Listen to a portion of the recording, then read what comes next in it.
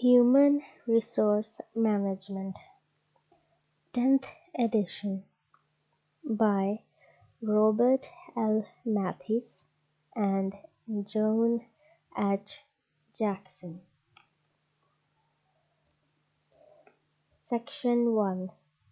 Nature of Human Resource Management. Chapter 1. Changing Nature of Human Resource Management. After you have read this chapter, you should be able to 1. Define HR management and explain why managers and HR staff must work together. 2. List and define the 7 categories of HR activities. 3. Define 3 challenges facing HR today. 4. Describe the 4 roles of HR management. 5. Discuss why ethical issues affect HR management. HR insights. People can be problematic. As one manager put it, people are a lot of trouble and they take a lot of time. He was correct, yet many organizations have no choice but to hire employees and invest the time and trouble necessary to deal with their human resources.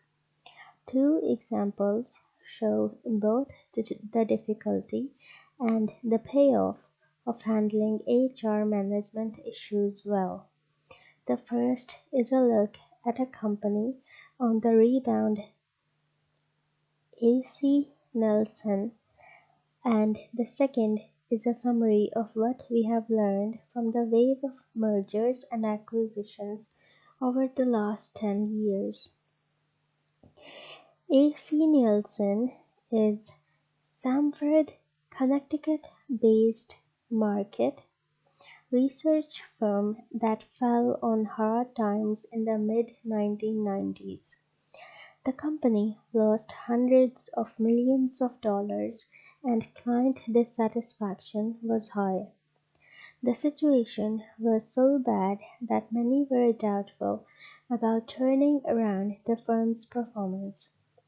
But performance did improve, due in part to retaining valued employees and bringing in new talent to provide new insight and energy. Employee satisfaction, measured routinely by employee surveys, were low. The company executives realized they had to somehow engage the Nielsen workforce again. A new philosophy was adopted. Employees who have the necessary tools, appropriate leadership, and a positive work environment provide good customer service, which ultimately leads to profits. A Business Effectiveness Survey (BES) has been conducted each fall. The BES gives employees the opportunity to provide feedback to their managers, which the managers take very seriously. They should, because 25% of their bonus pay is tied to their BES scores. Many positive outcomes have resulted from use of this survey. A reward system change, recognition awards, identification of necessary management competencies, AC Nelson University for training, and promotion from within, just to name a few. Employee retention has risen to 87% annually, and more than 90% of worldwide employees take the BES, up from 40%. BES ratings also have been used to remove managers who were unwilling to change. Overall, the firm's financial stability is improving, and motivated employees with the tools and training they need are making a big difference. Another example of HR's importance can be found in the huge numbers of mergers and acquisitions in the past 10 years. Two companies that see opportunities for growth, market leadership, technological dominance, or just more profit by joining frequently do so. Study after study shows that the results are often disappointing. One study showed that in the first year of mergers, the newly combined firms lose 10% of market value. Another study found that fully 50% of the merged firms failed to maintain book value 2 years later. The American Management Association reported only about 15% of corporate mergers and acquisitions achieve their financial objectives.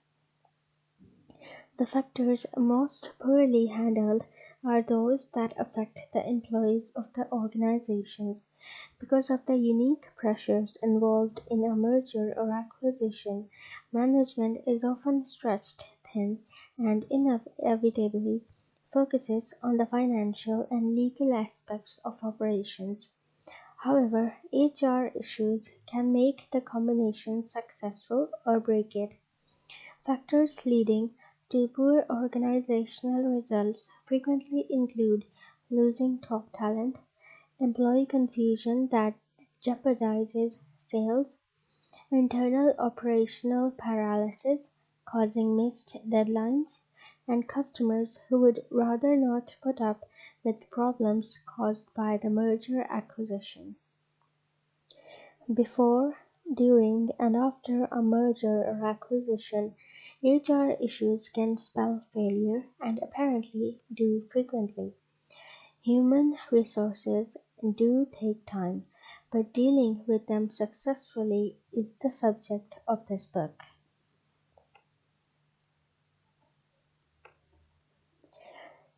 The world economy is going through a seismic shift to intellectual capital from capital investment, said by John Byrne. For many organizations, talented employees are the cornerstone of a competitive advantage. If the organization competes based on new ideas, outstanding customer service, or quick, accurate decisions, having excellent employees is critical. Of course, not every organization must compete on the basis of having the best employees, but even for those that do not, employees are a major source of performance problems, growth, resistance, and lawsuits. Humans are a necessary, varied, and sometimes problematic resource that most organizations must use to a greater or lesser degree. For example, customer relations management (CRM) is a business strategy to get, grow, and retain the right customers. CRM covers a wide range of approaches, including web-based communications and other technological tools to provide excellent customer service.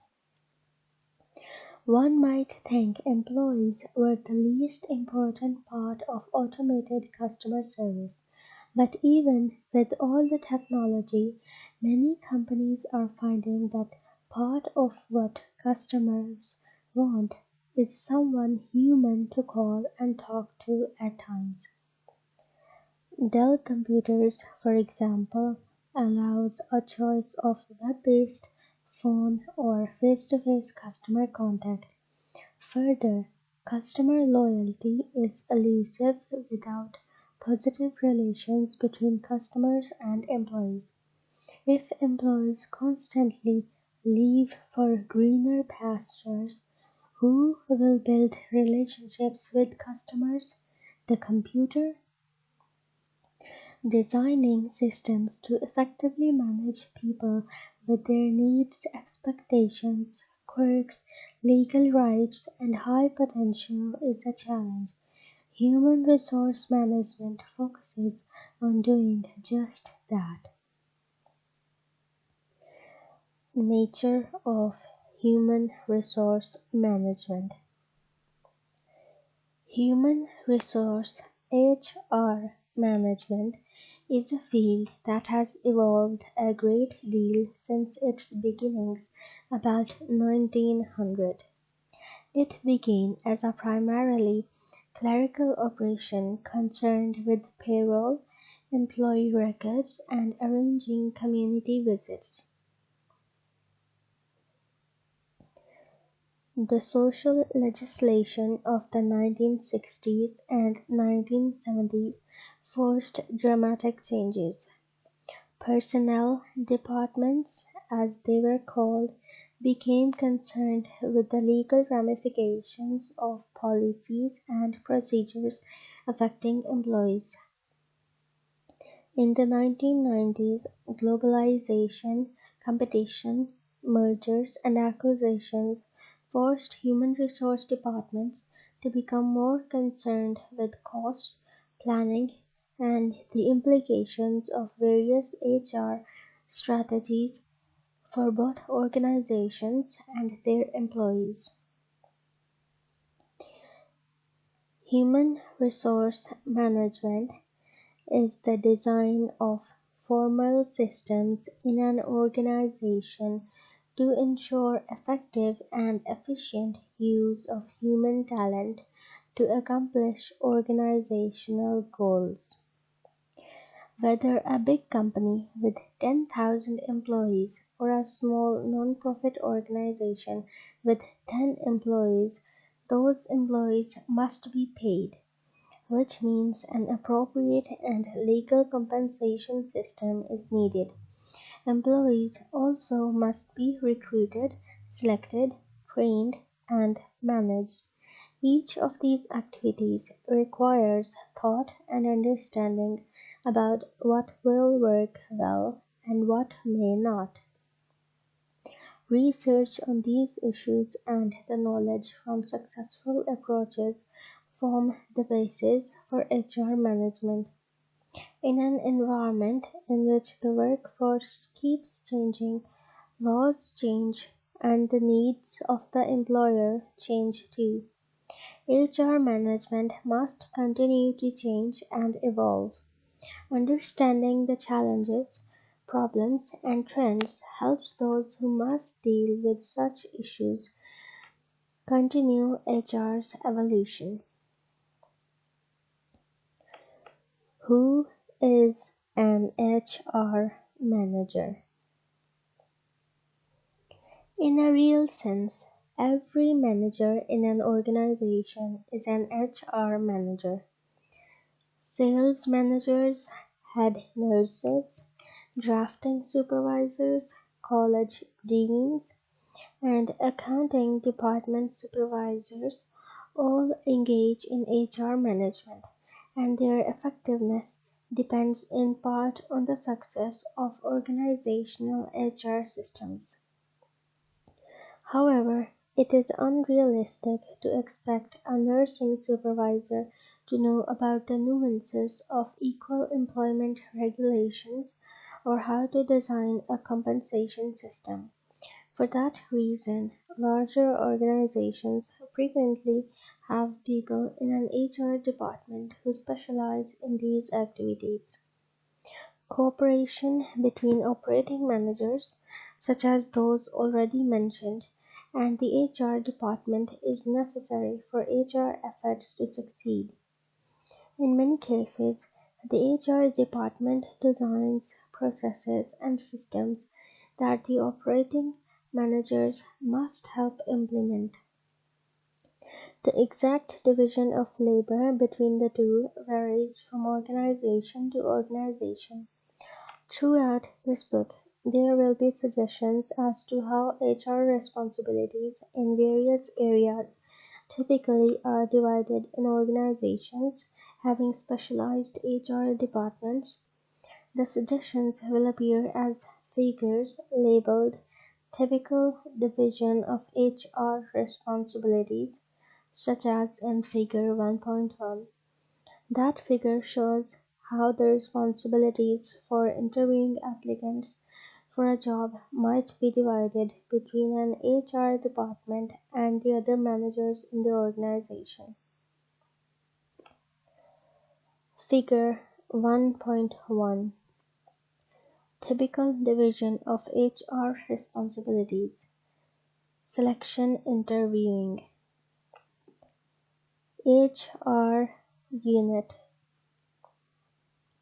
1. Develops legal, effective interviewing techniques. 2. Trains managers in conducting selection interviews. 3. Conducts interviews and testing. 4. Sends top 3 applicants to managers for final interview. 5. Checks references. 6. Does final interviewing and hiring for certain job classifications. Managers. 1. Advise HR of job openings. 2. Decide whether to do own final interviewing. 3. Receive interview training from HR unit. 4. Do final interviewing and hiring where appropriate. 5. Review reference information. 6. Provide feedback to HR unit on hiring rejection decisions.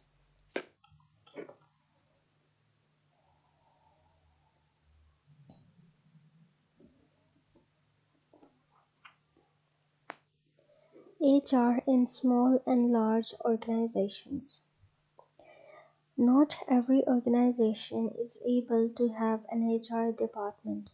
In a company with an owner and 10 employees, the owner usually takes care of HR issues. However, despite the obvious differences between large and small organizations, the same HR issues must be managed.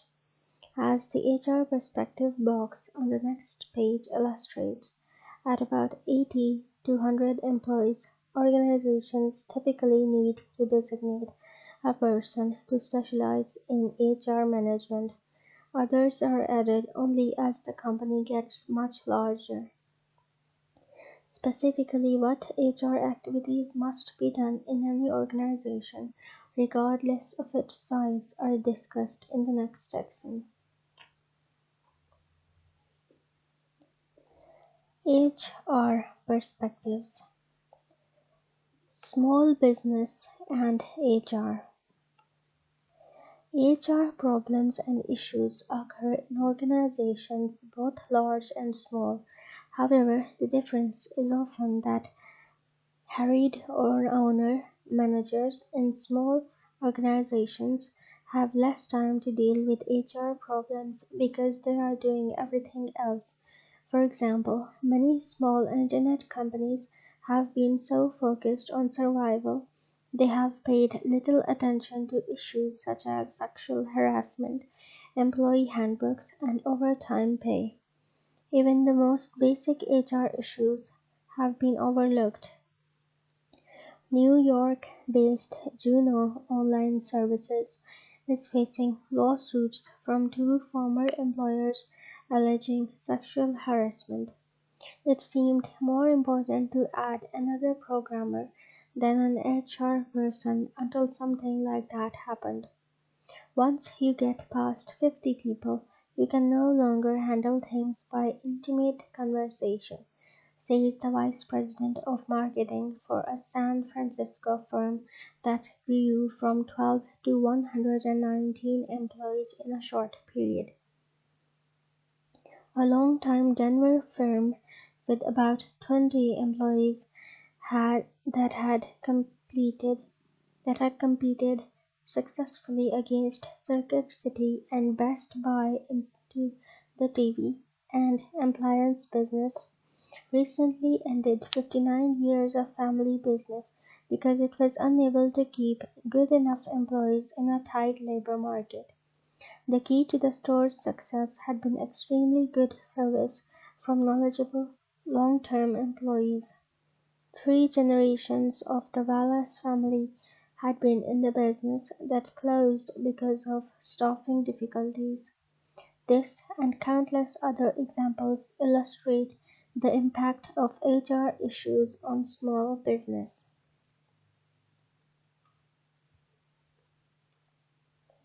HR activities. HR management is composed of several groups of interlinked activities taking place within the context of the organization, represented by the inner rings in Figure 1.2. Additionally, all managers with HR responsibilities must consider external environmental forces, legal, political, economic, social, cultural, and technological, when addressing these activities. A brief overview of the 7 HR activities follows. 1. HR planning and analysis. 2. Equal employment opportunity. 3. Staffing. 4. HR development. 5. Compensation and benefits. 6. Health, safety and security. 7. Employee and labor management relations. HR planning and analysis. Through HR planning, managers attempt to anticipate forces that will influence the future supply of and demand for employees. Having adequate human resource information systems (HRIS) to provide accurate and timely information for HR planning is crucial. The importance of human resources in organizational competitiveness must be addressed as well. As part of maintaining organizational competitiveness, analysis and assessment of HR effectiveness must occur. Employees also must be appropriately motivated and be willing to stay with the organization for a reasonable time. These topics are examined in chapters 2 and 3. Equal employment opportunity. Compliance with Equal Employment Opportunity (EEO) laws and regulations affects all other HR activities and is integral to HR management. For instance, strategic HR plans must ensure sufficient availability of a diversity of individuals to meet affirmative action requirements. In addition, when recruiting, selecting, and training individuals, all managers must be aware of EEO requirements. The nature of EEO compliance is discussed in chapters 4 and 5. Staffing. The aim of staffing is to provide an adequate supply of qualified individuals to fill the jobs in an organization. By studying what workers do, job analysis is the foundation for the staffing function. Then, job descriptions and job specifications can be prepared to be used when recruiting applicants for job openings. The selection process is concerned with choosing qualified individuals to fill jobs in the organization. Staffing activities are discussed in chapters 6, 7, and 8. HR development. beginning with the orientation of new employees. HR development also includes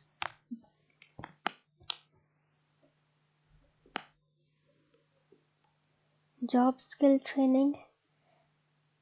As jobs evolve and change, ongoing retraining is necessary to accommodate technological changes.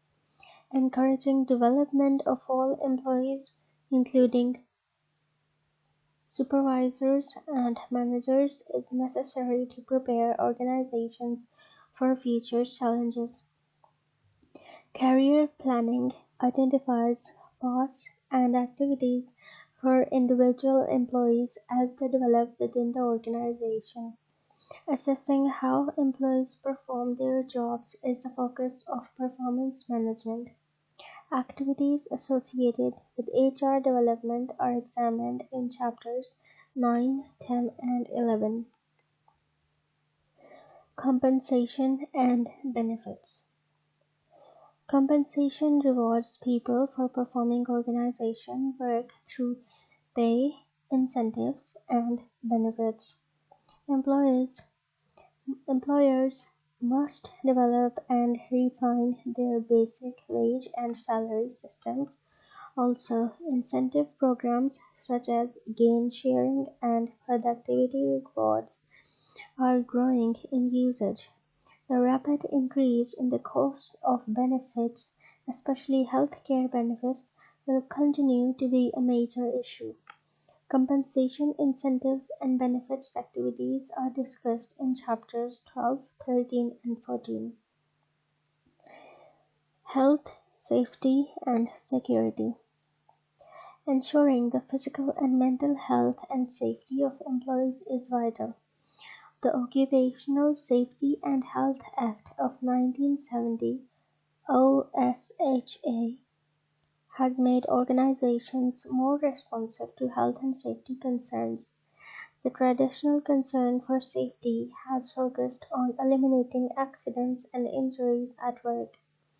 Through a broader focus on health, HR management can assist employees with substance abuse and other programs through Employee Assistance Programs (EAP) in order to retain otherwise satisfactory employees. Health promotion programs that promote healthy employee lifestyles are becoming more widespread. Additionally, workplace security has grown in importance. In response to the increasing number of acts of workplace violence, health, safety, and security activities are examined in Chapter 15. Employee and labor management relations. The relationship between managers and their employees must be handled effectively if both the employees and the organization are to prosper together. Whether or not some of the employees are represented by a union, employee rights must be addressed. It is important to develop, communicate, and update HR policies and procedures so the managers and employees alike know what is expected. In some organizations, union management relations must be addressed as well. Activities associated with employee and labor management relations are discussed in chapters 16 and 17. Global HR. The rapid pace at which organizations have gone global has greatly expanded HR issues with different cultures. International aspects of HR management are covered in Chapter 18. HR management challenges. The environment faced by HR management is a challenging one.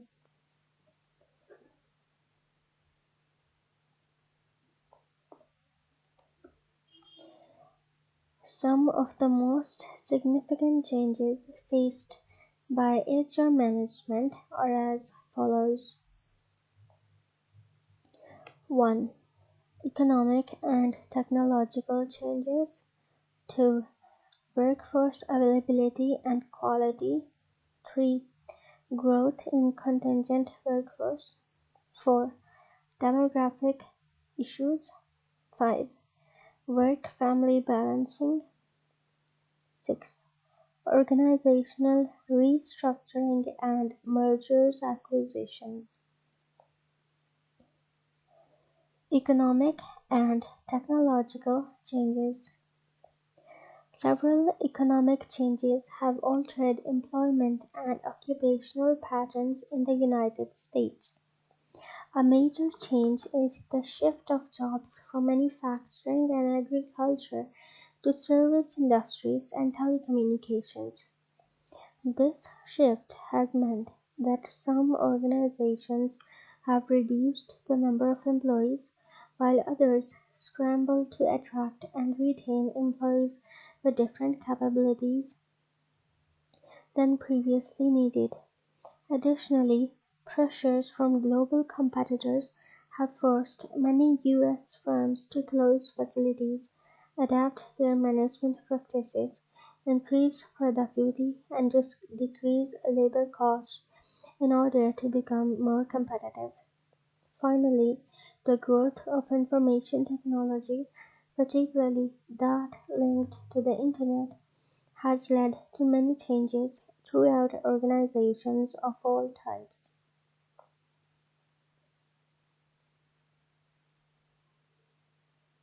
1. Technology-caused occupational shifts. Projections of the growth in some jobs and decline in others illustrate the current shifts occurring in the U.S. economy. Figure 1.3 on the next page lists occupations with both the largest number and percentage growth for the period ending in 2008. Most of the fastest growing occupations percentage-wise are related to information technology. The increase in technology jobs is due to the rapid growth of information technology such as databases, system design and analysis, and desktop publishing. 2. Global competition. A major factor affecting these shifts is economic globalization. Estimates are that more than 25% of all U.S. manufacturing workers hold jobs dependent on exporting goods to other countries, particularly with more highly skilled jobs in technology-driven industries. These jobs pay higher wages than most other manufacturing jobs. On the other hand, the less skilled manufacturing assembly jobs have been shifting from the higher wage developed economies in the United States and Western Europe to developing countries in Eastern Europe, China, Thailand, Mexico, and the Philippines, where wages are much lower. Information technology has extended global linkages. Wages are much lower. Information technology has extended global linkages and production and transportation can be coordinated worldwide. Many manufacturing jobs in the United States have been replaced with jobs in information technology, financial services, healthcare, and retailing services. In summary, the U.S. economy has become predominantly a service economy, and that shift is expected to continue. Approximately 80% of U.S. jobs are in service industries, and most new jobs created by the year 2008 also will be in services. It is estimated that manufacturing jobs will represent only 12% to 15% of all U.S. jobs by that date. Global and technological changes have not only changed the workforce and the competition, they have changed the issues faced by HR management as well.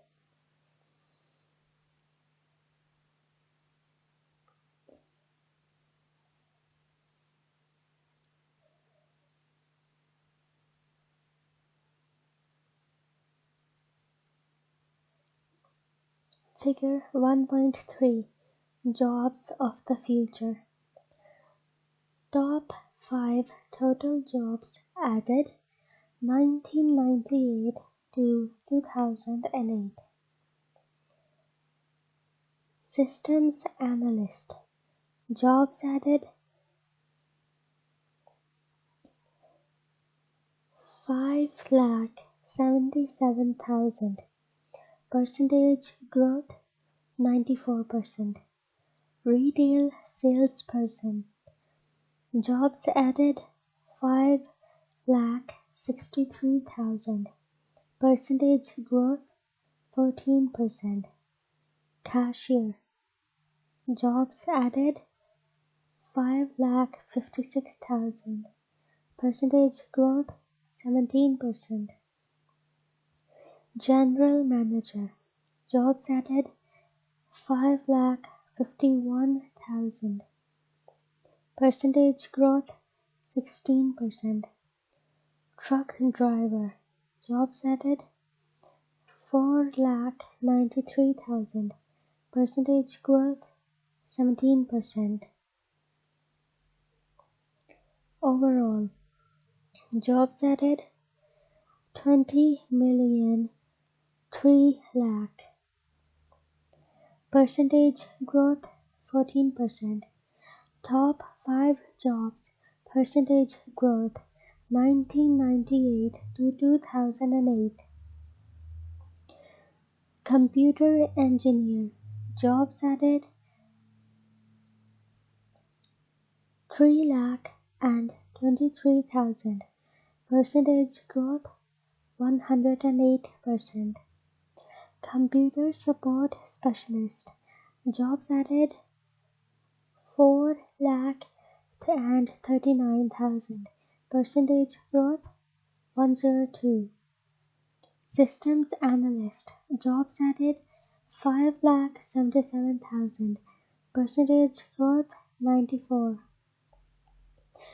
Database Administrator. Jobs added 67,000. Percentage growth 77. Desktop Publishing Specialist. Jobs added 19,000. Percentage growth 73. Overall, jobs added 20,003 lakh. Percentage growth 14%. Source: U.S. Department of Labor, Bureau of Labor Statistics, 2001. Workforce Availability and Quality. In many parts of the United States today, significant workforce shortages exist due to an inadequate supply of workers with the skills needed to perform the jobs being added. It is not that there are too few people, only too few with the skills being demanded. In the last several years, news reports have regularly described tight labor markets with unemployment rates in some locales below 3%. Also, industries and companies repeatedly report shortages of qualified, experienced workers. Consequently, HR professionals have faced greater pressures to retain, recruit, and train workers.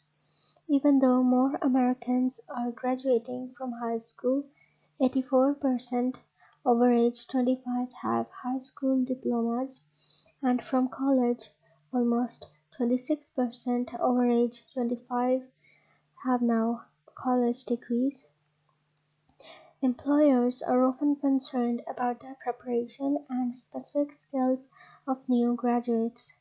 Comparisons of international test results show that U.S. children perform slightly above average in math and science, but well behind some other directly competitive nations. Also, graduates with degrees in computers, engineering, and health sciences remain in short supply relative to the demand for them. Unless major efforts are made to improve educational systems, especially those serving minorities, employers will be unable to find enough qualified workers for the growing number of knowledge jobs. A number of employers are addressing the deficiencies that employees have in basic literacy and mathematical skills by administering basic skills assessments to employees. Then they conduct basic mathematics and English skills training classes at workplaces, sites for employees with deficiencies. Some employers also sponsor programs to assist employees and their family members in obtaining General Equivalency Diplomas (GED). To address the skills deficiencies, HR management must do the following: 1. Assess accurately the knowledge and skills of existing employees, as well as the knowledge and skills needed for specific jobs. 2. Make training for future jobs and skills available for employees at all levels, not just managers and professionals. 3. Increase the usage of new training methods such as interactive videos, individualized computer training, and e-learning via the Internet. 4. Become active partners with public school systems in upgrading the knowledge and skills of high school graduates. Growth in contingent workforce. In the past, temporary workers were used for vacation relief, maternity leave, or workload peaks. Today, contingent workers, temporary workers, independent contractors, leased employees, and part-timers represent more than 20% of the workforce. Many employers operate with a core group of regular employees with critical skills and then expand and contract the workforce through the use of contingent workers. This practice requires determining staffing needs and deciding in advance which employees or positions should form the core and which should be more fluid. At one large firm, about 10% of the workforce is contingent now. The company sees using contingent employees as a way to stabilize the workforce. Instead of hiring regular workers when workloads increase and then terminating them when workload decreases, the company relies more on temporary workers and independent contractors. Productivity is measured as output per hour. Thus, if an employee is paid only when he or she are working as contingents are, overall productivity often increases. The use of contingent workers has grown for many different reasons. During the 1970s and 1980s, courts made it more difficult for employers to fire regular workers, so employers hired more temps. Ironically, attempts to protect workers led to jobs that offered less security and often lower pay. Another reason for use of contingent workers is the possible reduced legal liability for employers. As more and more employment-related lawsuits are filed, some employers have become more wary about adding regular employees. Instead, by using contract workers supplied by others, employers face fewer employment legal issues regarding selection, discrimination, benefits, discipline, and termination. The use of contingent workers is not without its problems, however. Microsoft employs over 40,000 people with 5,000 to 6,000 as temps. Microsoft paid more than $97 million to PermaTemps to settle an 8-year suit over whether those individuals were really independent contractors or employees. The courts held that the employees were not really temps and were really employees entitled to benefits under Microsoft's benefit plans. The exact status of contingent workers can be an issue. Further, not all contingent workers or flexible workforce in the United Kingdom want to be temporary employees. In fact, recent research found 53% of workers holding contingent jobs would prefer regular jobs, but just 39 preferring the contingent arrangement. Also, the National Labour Relations Board has held that temporary workers can join unions of regular employees where they are working without permission of their employment agency or the client employer. Demographics and diversity. The US workforce has been changing dramatically. It is more diverse racially. Women are in the labor force in much greater numbers than ever before, and the average age of the workforce is now considerably older than before. As a result of these demographic shifts, HR management in organizations has had to adapt to a more varied labor force, both externally and internally. For example, at Trident Manufacturing in Webster, New York, 14 different languages are spoken on the shop floor. Major changes in demographics and diversity of the workforce are as follows. Minority racial. Number 1. Minority racial and ethnic persons account for a growing percentage of the overall labor force, with a percentage of Latinos equal to or exceeding the number of African Americans. Immigrants will continue to expand this growth. 2. The growing number of individuals characterize themselves as multiracial, suggesting that the American melting pot is blurring racial ethnic identities. 3. Women constitute a growing percentage of the US workforce, and a majority of women with smaller children are employed. A large percentage of the 3.67 million new moms are in the workforce. 4. The average age of the US population and workforce is increasing, and a large number of those workers will be retiring from full-time employment in the next 5 to 10 years. 5. A significant number of individuals have disabilities, but they also represent a pool of highly motivated and capable individuals. Figure 1.4. New moms in the workforce. Level of education. High school graduate. Total 1,034,000. Percentage in the workforce 58.4%.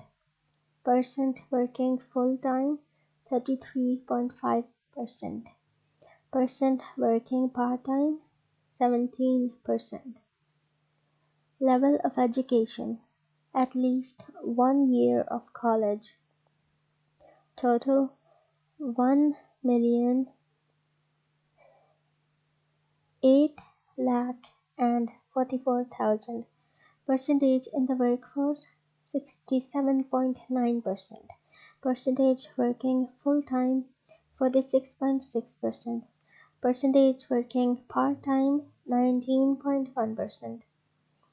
Level of education. Bachelor's degree. Total 6,27,000. Percentage in the workforce 66.5%. Percentage working full-time 45.8%. Percentage working part-time 19.9%. Level of education, graduate or professional degree. Total 2,39,000. Percentage in the workforce 73.6%. Percentage working full-time 63.2%. Percentage working part-time 10.4%. This includes contingent workers and others counted in workforce. Source: U.S. Census Bureau 2000. Balancing work and family. For many workers in the United States, balancing the demands of family and work is a significant challenge. Although this balancing has always been a concern, the increased number of working women and dual-career couples has resulted in greater tensions for many workers. According to recent U.S. government data, families and households are composed as follows. 1. Dual-career couples compose about 60% of all married couples, representing 30.3 million couples. 2. Households headed by a single parent make up more than 25% of all families, with women heading most of these households. Single-parent households are less prevalent among whites than among other racial ethnic groups. 3. The number of households of married couples with no children living at home is growing and represents almost the same number of households as married couples with children. 4. The traditional family where a male goes to work and the female stays home to raise children represents only 10% or less of today's U.S. households.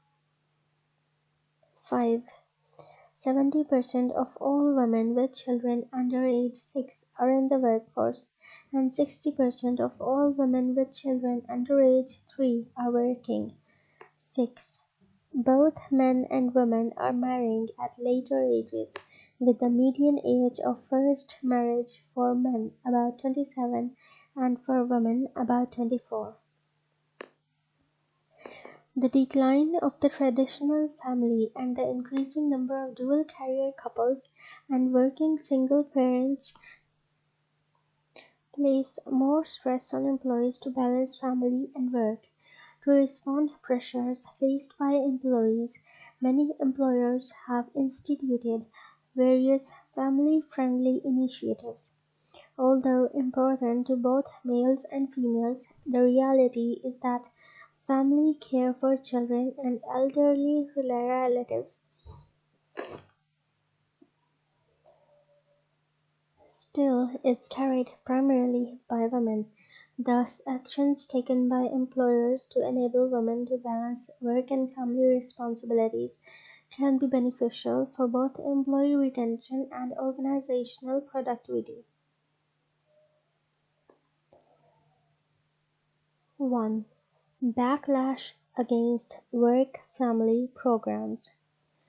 Seemingly generous employer actions can also produce conflicts which employers must confront, such as a backlash against family-friendly programs by single workers and those without children, because those programs often are geared to the needs of workers who are parents.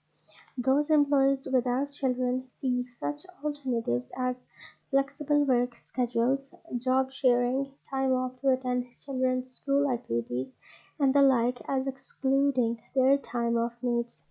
In some organizations, single employees are often the ones who are asked to travel extensively or to take on additional responsibilities because the other employees have families.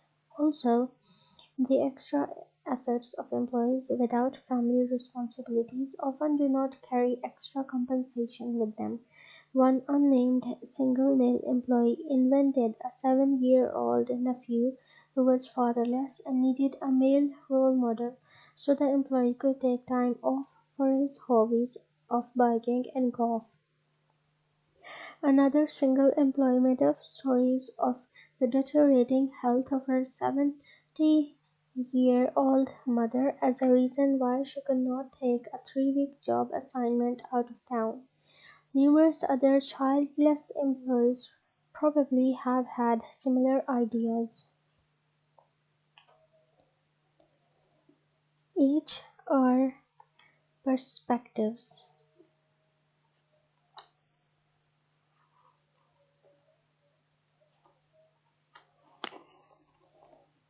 Family work issues. Ford Motor Company and the United Auto Workers recently announced a new program for child care and other family services at 30 cities around the country. The programs are in response to what employees have said they need. The program provides high-quality child care available 24 hours per day, classes, wellness programs, and more. Harley-Davidson's York, PA plant provides child care help for employees, 75% of whom are men. Harley provides discounted slots in a nearby child care facility. Round Mountain Gold Corporation provides child care, a general store, medical clinic, and jobs for spouses of new employees in a remote location in Nevada. For employees, the Federal National Mortgage Association in Washington, D.C. has a comprehensive elder care program including a geriatric social worker, opportunity to purchase discounted elder care services, and long-term care insurance. However, not all attempts to balance work and family have been successful. 5 hotels in Atlanta, led by Marriott, opened Atlanta Inn for Children, designed to dovetail with their employees' odd working hours. 4 years later, however, only one-third of children in the center were from hotel industry employees. Because industry employees represent 50 different cultures and speak 30 different languages, many were hesitant to go outside their extended families or neighborhoods to use paid childcare. Further, 50 hours a week of childcare costs $135 for an infant, and many hotel workers could not afford the price even with subsidies from employers. The director of the project says, "Atlanta taught us you can't carry that service on a childcare project. The numbers just don't work." All of these examples illustrate that work-family balance issues remain a challenge despite many attempts to deal with them. The purpose of pointing out the backlash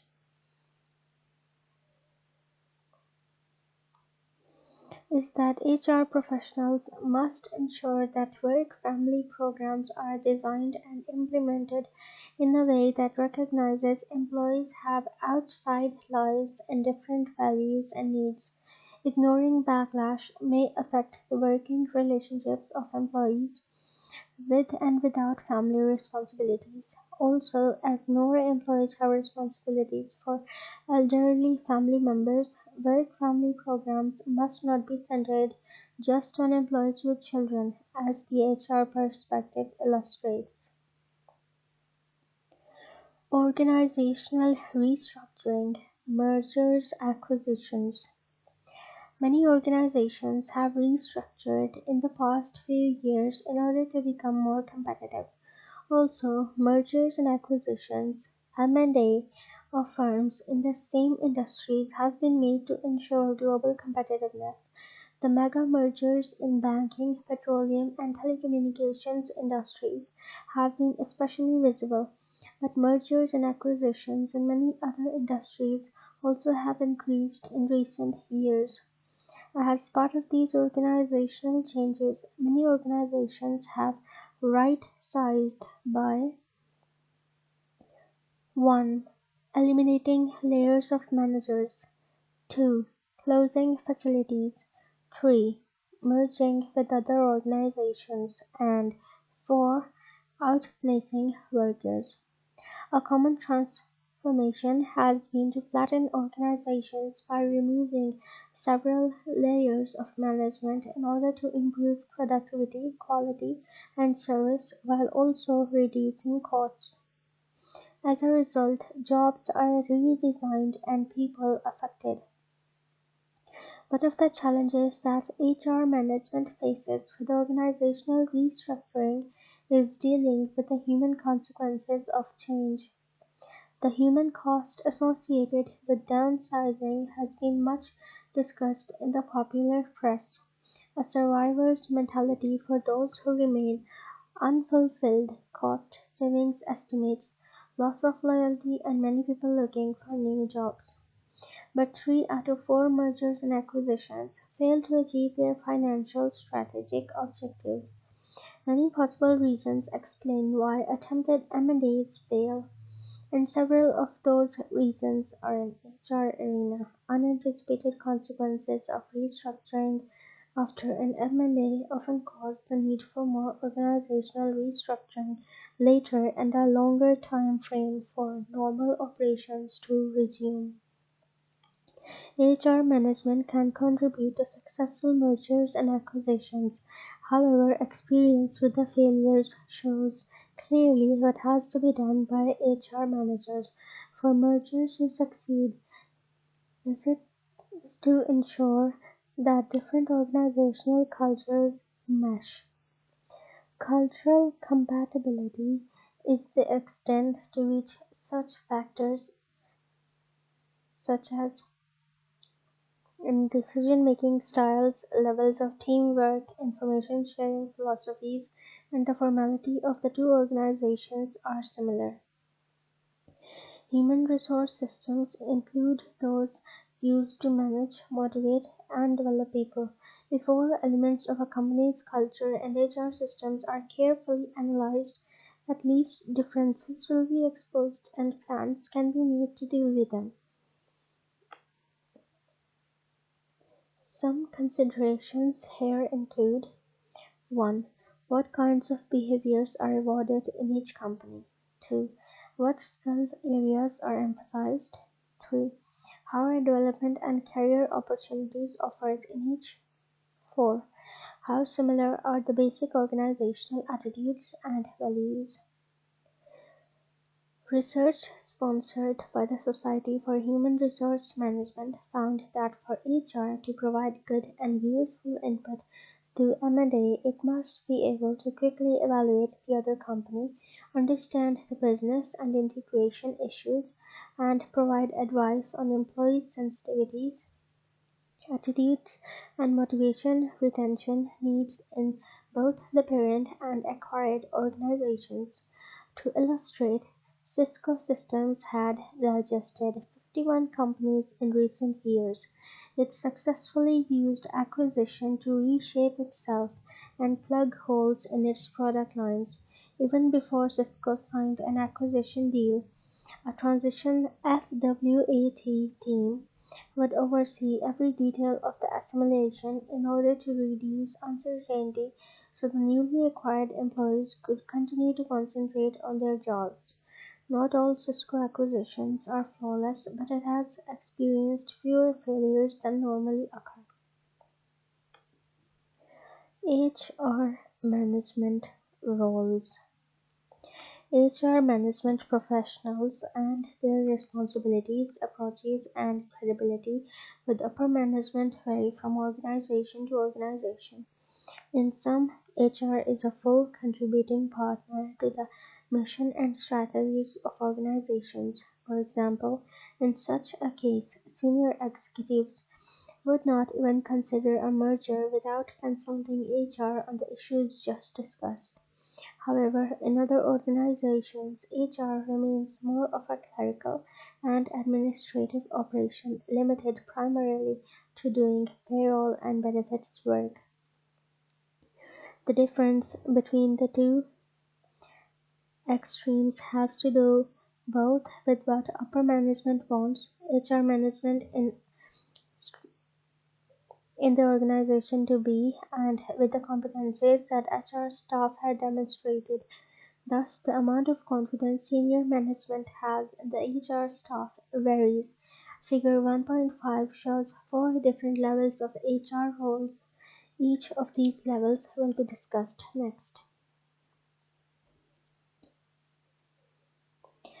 Administrative role for HR.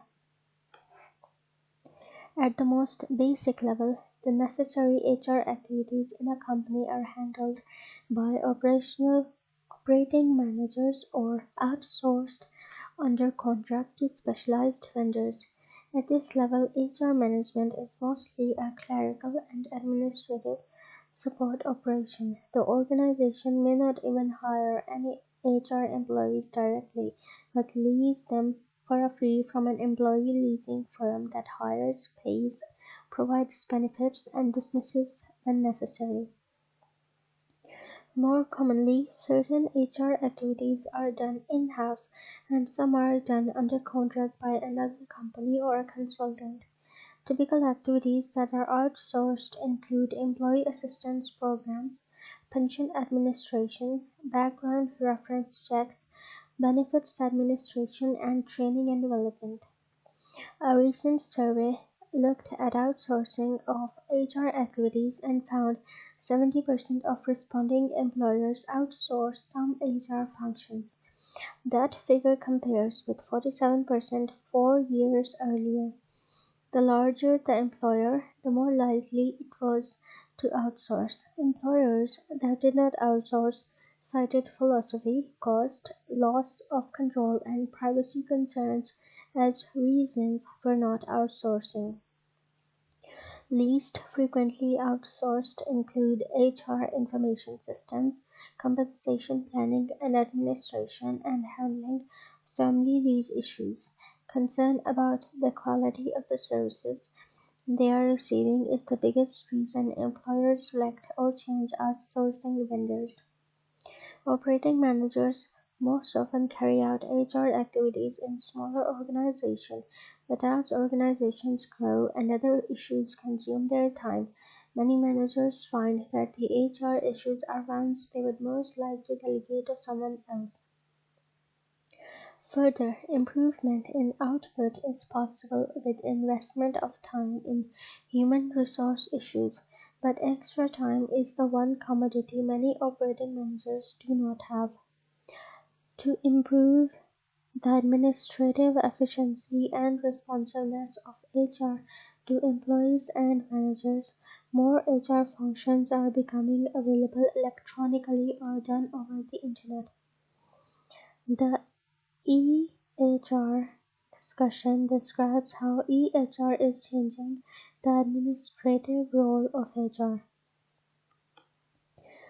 EHR, the effect of E. The web's emergence has been touted as nirvana for HR executives and professionals. Paperless transactions, self-service for employees, recruiting by the net, e-learning, and on and on.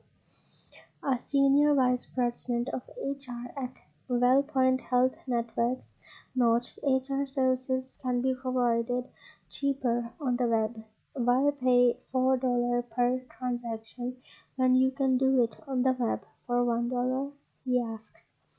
A senior vice president at KPMG suggests, "I'd say the real big winners so far are recruiting, learning, corporate communications, collaborations, and transactions." An executive at Resource Marketing tells the following story. The firm had planned an employment open house to bring in possible candidates for jobs, but the newspaper ad did not get in the paper on time. But the notice had been on the company's website and more than 100 people turned out, more candidates than they needed. In fact, it has been noted that when people come in for interviews, they have usually checked out the company website which is the norm today. But has EHR actually delivered in all situations? The answer is both yes and no. It does seem to save time and some paperwork, but it also creates web work. The profusion of email messages and more demands on HR from employees because of higher expectations are two examples. A manager of professional training notes, "You need to focus on the goals, not the technology." It won't do much good to have a pretty picture if no one comes to look at it. CEOs want HR to tell them if they are getting the right people and the right jobs, and the web in its current state may not do that completely. But EHR appears to help HR with its administrative role. Employee advocate role for HR. Traditionally, HR has been viewed as the employee advocate in organizations. As the voice for employee concerns, HR professionals traditionally have been seen as company morale officers who do not understand the business realities of the organizations and do not contribute measurably to the strategic success of the business. Some have even suggested dismantling HR departments totally because under this role they contribute little to the productivity and growth of the organizations. Despite this view, someone must be the champion for employees and employee issues. HR professionals spend considerable time on HR crisis management, dealing with employee problems that are both work and non-work related. Employee advocacy helps ensure fair and equitable treatment for employees regardless of personal background or circumstances. Some entity inside the organization must monitor employee situations and respond to employee complaints about unfair treatment or inappropriate actions. Otherwise, employers would face even more lawsuits and regulatory complaints than they do now. As HR management changes, the need for HR to balance being the advocate for employees and being a business contributor becomes more evident. What this balancing means is that it is vital for HR professionals to represent employee issues and concerns in the organization. However, simply being an effective employee advocate is not sufficient. Ideally, HR professionals should be strategic contributors, operationally efficient, and cost-effective. HR staff members find often themselves in an awkward spot in the organization when demands come both from executives and employees. However, it has been suggested that although HR executives are remarkably well versed in HR expertise, they may lack sufficient knowledge of organizational products, services, and major business issues. This limited knowledge may in some cases lead to HR managers advocating for employees against management. In the end, successful HR is part of management, and without that partnership, the employee advocate has limited effects on management decisions. Operational role for HR. Typically, the operational role requires HR professionals to identify and implement needed programs and policies in the organization in cooperation with operating managers. This role traditionally includes many of the HR activities mentioned earlier in the chapter. HR implements plans suggested by or developed in conjunction with other managers, as well as those identified by HR professionals, even though priorities may change as labor markets and the economy change. In the operational role, HR managers devote time to a variety of basic HR concerns. Based on a survey of HR professionals, Figure 1.6 shows how HR's time is typically spent. The operational HR role emphasizes support for the organization through adept handling of HR problems and issues. However, HR may not be heavily involved in strategic decision-making in the organization. Operational activities are tactical in nature. Compliance with equal employment opportunity and other lawsuits are ensured. Employment applications are processed, current openings are filled through interviews, supervisors are trained, safety problems are resolved, and wages and salaries are administered. Thus, various efforts performed typically are associated with coordinating the management of HR activities with actions of managers and supervisors throughout organizations. This operational role is important, but if it's HR's only role, certain advantages may be lost for the organization.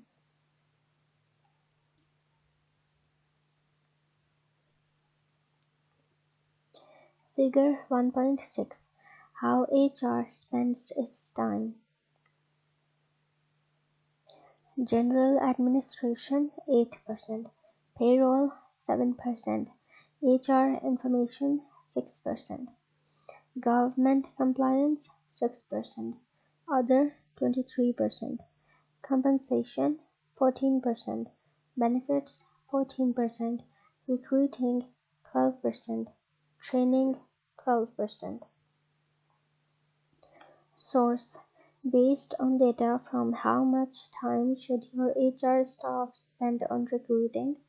IOMA's Human Resource Department Management Report, June 2000, page 6. HR Perspectives. Too much strategic approach. The HR department at Unisys became more strategic and consultative, but many managers and employees did not like the new focus. In the process, Unisys lost the sight of the operational basics. Certainly, Unisys is not the only company to encounter these problems. Balancing the strategic role with employee services and advocacy requires a blend of efforts, not just one role. At Unisys, the HR department had moved quickly in that direction, changing HR generalists into specialists. The HR staff had become so specialized that operating managers were unable to find just one person to deal with multifaceted problems. An individual operating manager had to sort out who was the compensation specialist, the training person, or the employee relations expert, and then bring them together to discuss a problem. Of course, it was not an effective way to provide good service to the customers HR had in the organization. Unisys solved the problem by bringing back modern-day HR generalists who bring together all the specialized experts as needed to solve problems. To help service employee needs better, they put in place e-HR tools that provide a one-stop shopping access for all employees. An employee can use the website to enroll in training programs, change personnel data, bid on open jobs in the company, and do skill assessments and career planning. An HR spokesman notes that managers' and employees' impressions of HR are driven directly by how they experience the benefits and services that HR provides. Being a business partner means doing both strategic and operational work. Strategic role for HR. For HR to play a strategic role, it must focus on the longer-term implications of HR issues. How changing workforce demographics and workforce shortages will affect the organization, and what means will be used to address the shortages over time are examples of the strategic role.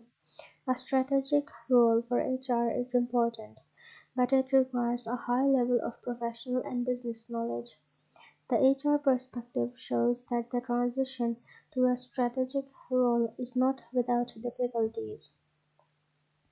The importance of the strategic role has been the subject of extensive discussion recently in the field, and those discussions have emphasized the need for HR management to become a greater strategic contributor to the success of organizations.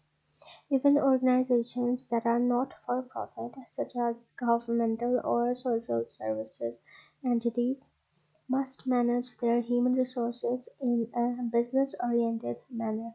Based upon the research and writings of a number of scholars, the role of HR as a strategic business partner has been stressed. The important components of that approach follow. Number 1. Enhancing organizational performance. Organizational performance can be seen in how effectively the products or services of the organization are delivered to customers. The human resources in organizations are designers, producers, and deliverers of those services. Therefore, one goal of HR management is to establish activities that contribute to superior organizational performance. Only by doing so can HR professionals justify the claim that they contribute to the strategic success of the organization. Number 2. Involvement in strategic planning. Integral to being a strategic partner is for HR to have a seat at the table when organizational strategic planning occurs. Strategically, then, human resources must be viewed in the same context as the financial, technological, and other resources that are managed in organizations. For instance, the strategic planning team at one consumer retailer was considering setting strategic goals to expand the number of stores by 25% and move geographically into new areas. The HR executive provided information on workforce availability and typical pay rates for each of the areas and recommended that the plans be scaled back due to tight labor markets for hiring employees at pay rates consistent with the financial plans being considered. This illustration of HR professionals participating in strategic planning is seen more frequently in organizations today than in the past. Number 3. Decision-making on mergers, acquisitions, and downsizing. In many industries today, organizations are merging with or acquiring other firms. In all of those mergers and acquisitions, numerous HR issues are associated with combining organizational cultures and operations. If they are viewed as strategic contributors, HR professionals will participate in the discussion prior to top management making final decisions. For example, in one firm with 1,000 employees, the Vice President of Human Resources spends 1 week in any firm that is proposed for the merger or acquisition to determine whether corporate cultures of the two entities are compatible. Two potential acquisitions that were viable financially were not made because he determined that the organizations would not mesh well and that some talented employees in both organizations probably would quit. In all industries, this level of involvement by HR professionals is unusual. Number 4.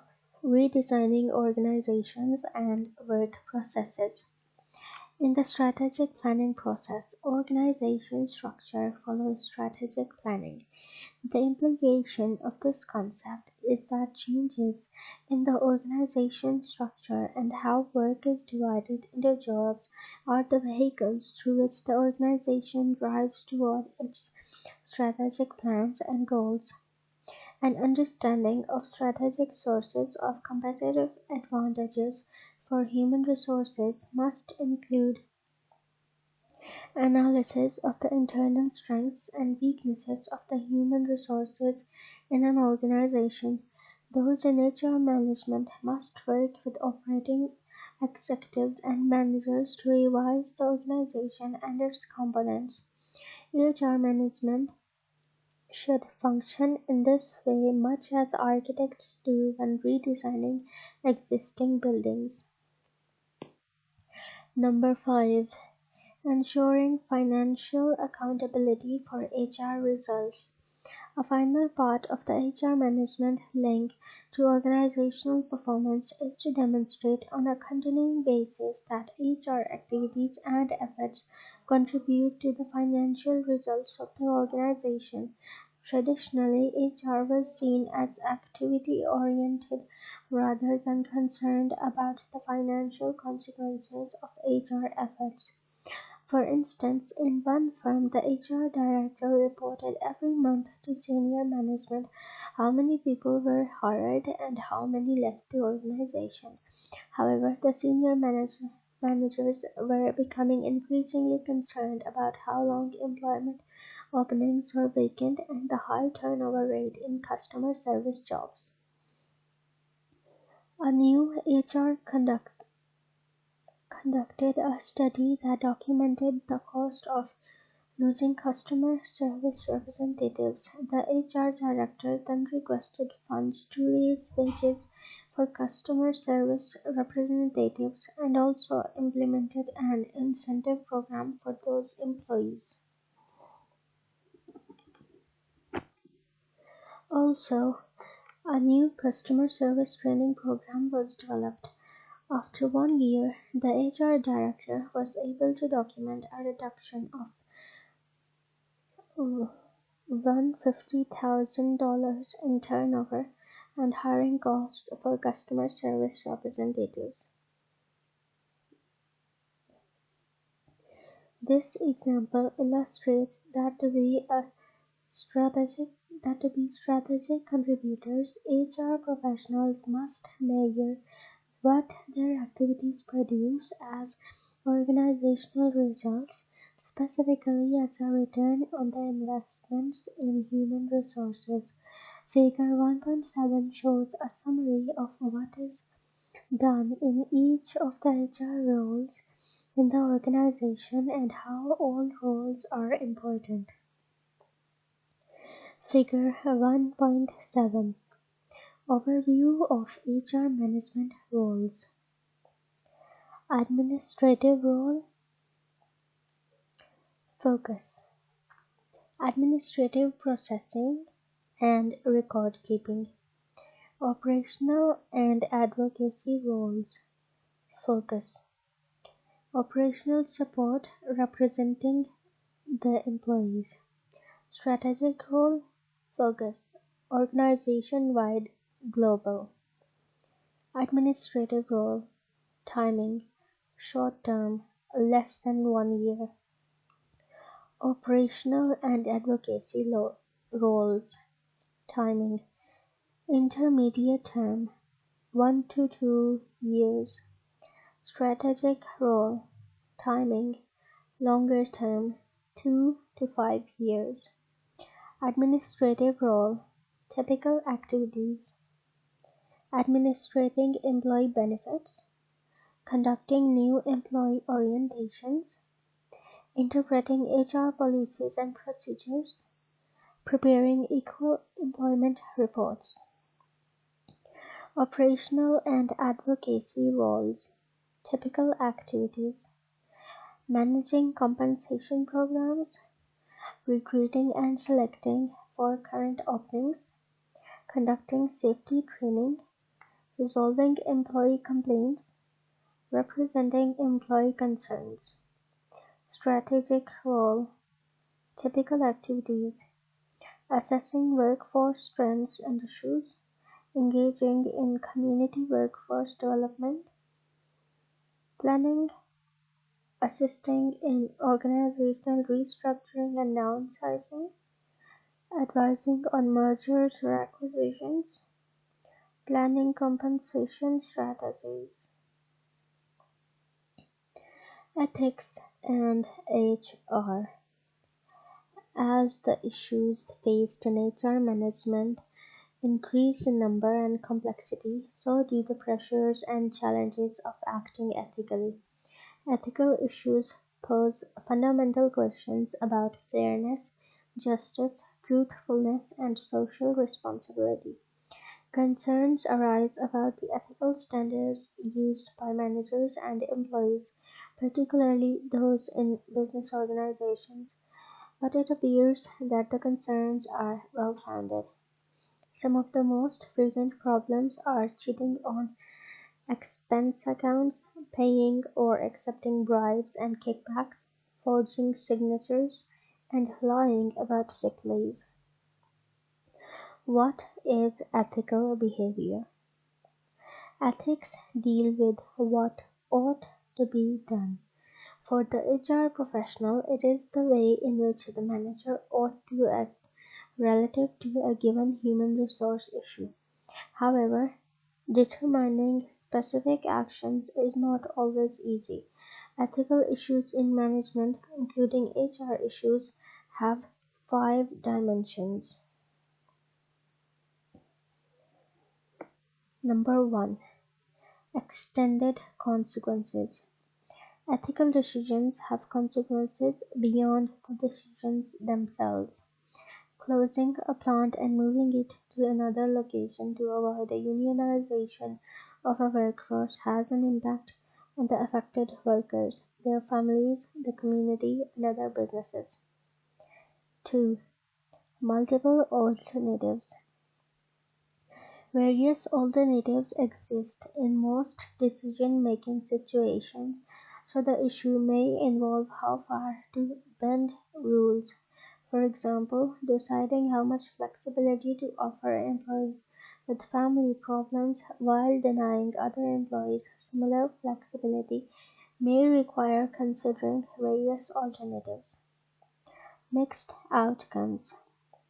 Decisions with ethical dimensions often involve weighing some beneficial outcomes against some negative ones. For example, preserving the jobs of some workers in a plant might require eliminating the jobs of others. The result would be a mix of negative and positive outcomes for the organization and the affected employees. 4. Uncertain consequences. The consequences of decisions with ethical dimensions often are not known. Should employees' personal lifestyles or family situations eliminate them from promotion even though they clearly are the most qualified candidates? 5. Personal effects. Ethical decisions often affect the personal lives of employees, their families, and others. Allowing foreign customers to dictate that they will not have a female or minority sales representative call on them may help with the business relationship short term, but what are the effects on the employees and future career opportunities? Responding to ethical situations. To respond to situations with ethical elements, there are some guidelines to consider. Just complying with the laws does not guarantee ethical behavior. Laws and regulations cannot cover every situation HR professionals and employees will face. Instead, people must be guided by values and personal behavior codes, including the following. Does the behavior or result meet all applicable laws, regulations, and government codes? Does the behavior or result achieved meet all organizational standards of ethical behavior? Does the behavior or result achieved meet professional standards of ethical behavior?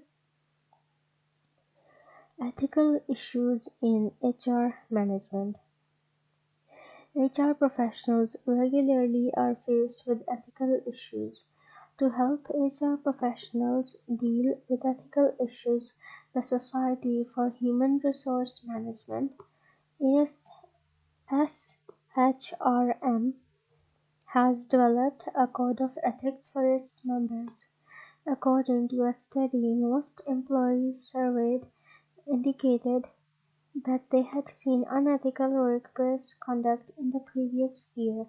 The most common unethical incidents by employees were lying to supervisors, employee drug or alcohol abuse, and falsification of records. With HR management in an international environment, other ethical pressures arise. Such practices as gift-giving and hiring vary in other countries, and some of those practices would not be accepted as ethical in the United States. Consequently, all managers, including HR managers, must deal with ethical issues and be sensitive to how they interplay with HR activities. One way to address ethical issues in organizations is to conduct HR training of activities, managers and employees. However, training of managers and employees in ethics compliance has not necessarily reduced employee misconduct. The complete study of ethics is philosophical, complex, and beyond the scope of this book. The intent here is to highlight ethical aspects of HR management. Various ethical issues in HR management are highlighted throughout the text as well.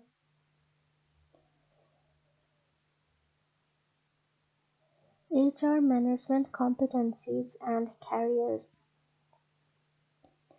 As HR management becomes more and more complex, greater demands are placed on individuals who make the HR field their career specialty. Although most readers of this book will not become HR managers, it is useful to know about the competencies required for effective HR management. A wide variety of jobs can be performed in HR departments.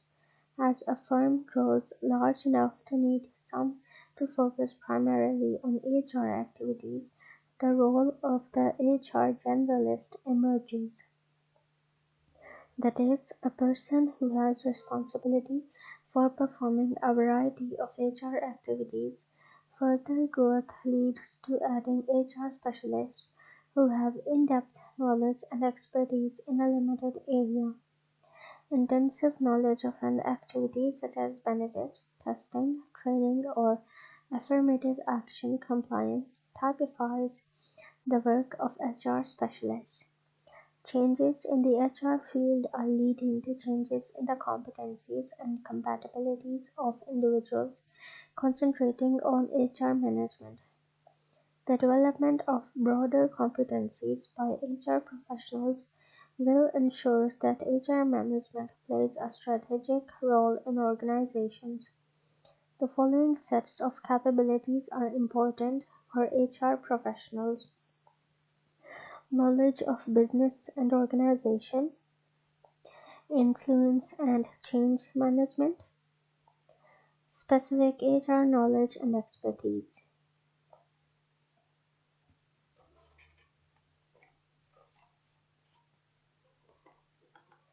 Knowledge of business and organization. HR professionals must have knowledge of the organization and its strategies if they are to contribute strategically. This knowledge also means that they must have understanding of the financial, technological, and other facets of the industry and their organization. As illustration, in In some organizations, the top executives' jobs are being fulfilled by individuals who have been successful operations managers but have never worked in HR. The thinking behind such a move is that good strategic business managers can rely on HR specialists reporting to them, while bringing a performance-oriented, strategic view of HR management to the top of the organization. In other organizations, top HR managers have come up through HR specialties and have demonstrated that they understood broader business and strategic realities, not just HR management functional issues. Influence and change management.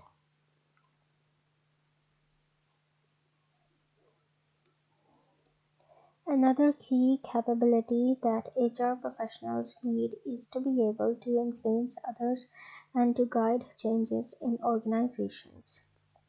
Given the many HR-related changes affecting today's organizations, HR professionals must be able to influence others. HR-specific knowledge. The idea that liking to work with people is the major qualification necessary for success in HR is one of the greatest myths about the field. It ignores the technical knowledge and education needed. Depending on the job, HR professionals may need considerable knowledge about employment law, tax laws, finance, statistics, or information systems. In all cases, they need extensive knowledge about equal employment opportunity regulations and wage per hour regulations. The body of knowledge of the HR field as used by the Human Resources Certification Institute (HRCI) is contained in Appendix A. This outline reveals the breadth and depth of knowledge necessary for HR professionals. Additionally, those who want to succeed in the field must update their knowledge continually. Reading HR publications such as those listed in Appendix B and on the website for this book is one way to stay informed. 1. Professional involvement. The broad range of issues faced by HR professionals has made involvement in professional associations and organizations important. For HR generalists, the largest organization is the Society for Human Resource Management (SHRM). Public sector HR professionals tend to be concentrated in the International Personnel Management Associations (IPMA). Other major functional specialty HR organizations exist, such as the International Association for Human Resource Information Management (IHRIM), the World at Work Association, and the American Society for Training and Development (ASTD). A list of major HR-related associations and organizations is contained in Appendix B. Certification. Number 2. One of the characteristics of the professional field is having a means to certify the knowledge and competence of members of the profession. The CPA for accountants and the CLU for life insurance underwriters are well-known examples. The most well-known certification program for HR generalists is administered by the Human Resource Certification Institute (HRCI), which is affiliated with SHRM. More than 12,000 HR professionals annually have taken the HRCI exam. Increasingly, employers hiring or promoting HR professionals are requesting certification as a plus. HR professionals feel that HR certification gives them more credibility with corporate peers and senior managers. Certification by HRCI is available at two levels, and both levels have education and experience requirements. Additional certification programs exist for both specialists and generalists, sponsored by other organizations. For specialists, here are some of the most well-known programs. Certified Compensation Professional (CCP), sponsored by the World at Work Association. Certified Employee Benefits Specialist (CEBS), sponsored by the International Foundation of Employee Benefits Plans. Certified Benefits Professional (CBP), sponsored by World at Work Association. Certified Safety Professional (CSP), sponsored by the Board of Certified Safety Professionals. Occupational Health and Safety Technologist (OHST), given by the American Board of Industrial Hygiene and the Board of Certified Safety Professionals. The most prevalent specialist category is Benefits Specialist, followed by Recruiting and Training Specialist, Compensation Specialist, and Human Resource Information Systems (HRIS) Specialist. Summary: HR management is concerned with formal systems in organizations to ensure the effective and efficient use of human talent to accomplish organizational goals. The need for HR management occurs in all organizations, but larger ones are more likely to have specialized HR function. HR challenges faced by managers and organizations include economic and technological changes, workforce ability and quality concerns, demographics, and organizational restructuring. HR management activities can be grouped as follows: HR planning, equal employment opportunity compliance, staffing, HR development, compensation and benefits, health, safety and security, and employee and labor management relations. HR management must perform four roles: administrative, employee advocate, operational, and strategic. It is important for HR management to be a strategic business contributor in organizations. Outsourcing is being utilized more frequently than in past years. Ethical behavior is crucial in HR management, and a number of HR ethical issues are regularly being faced by HR professionals. HR as a career field requires maintaining current knowledge in HR management. Professional certification has grown in importance for HR generalists and specialists. Review and discussion questions. Question number 1. Discuss the following statement. In many ways, all managers are and must be HR managers. Question number 2. What are the 7 major sets of HR activities and what activities fall within each set? Question number 3. Identify how the HR challenges discussed in the chapter are evident in a current or past employer. Question number 4. Why is it important for HR management to evolve from the administrative and operational roles to the strategic one? Question number 5. Give some examples of how HR professionals must balance ethical demands made on them.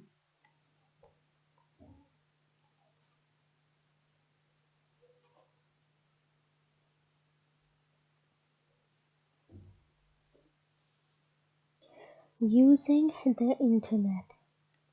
Professional development in HR management. Your organization is growing and as a result, so is the HR department. You are currently the only HR generalist and there are several specialists in other areas of HR. The Vice President of Administration has asked you to identify a professional development plan for the Human Resource Department staff members. As part of this plan, it is important to identify the different types of professional certifications that are available in HR management that staff members could be offered the opportunity to obtain at company expense. Develop a table containing at least 4 different certifications, including the following information about each of the certifications: name of the sponsoring organization, name and types of certification, website address for more information, cost and frequency of certification, nature of certification process. Case: a change in HR. A joint venture between General Electric and a Japanese company, GE Fanuc, is a manufacturer of factory automation and control products. Headquartered in Virginia with 15,000 employees. The HR department primarily performed administrative support activities, but when Donald Borwatt Jr. took over as Senior Vice President of Human Resources, he and his staff began by restructuring and decentralizing the HR entity so that each functional area of the company has an HR manager assigned to it. The HR managers were expected to be key contributors to their areas by becoming knowledgeable about the business issues faced by their business functional units. Today, HR managers participate in developing business strategies and ensure that human resource dimensions are considered. For instance, the HR manager for manufacturing has HR responsibilities for 600 employees. In that role, she contributes to workflow, production, scheduling, and other manufacturing decisions. It also means that she is more accessible to and has more credibility with manufacturing workers, most of whom are hourly workers.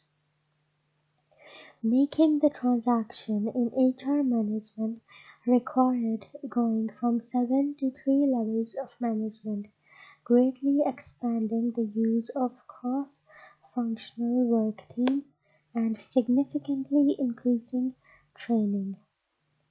To ease employee and managerial anxieties about the changes, GE Fanuc promised that no employees would lose their jobs. Managers and supervisors affected by the elimination of levers were offered promotions, transfers to other jobs in GE Fanuc, or early retirement buyouts. Additionally, employees were promised profit sharing, which has resulted in up to 3 weeks additional pay in profit sharing bonuses in some years. The test of the change is in the results. GE Fanuc's revenue is up almost 18%. More than 40 work teams meet regularly to discuss work goals, track their performance against established measures, and discuss problems and issues. Employee turnover is also extremely low in most areas. Questions. Number 1. What possible problems do you see with this approach for HR management in other organizations? Number 2. Compare this approach to HR management with the involvement of HR in operations in a current or previous job you have had.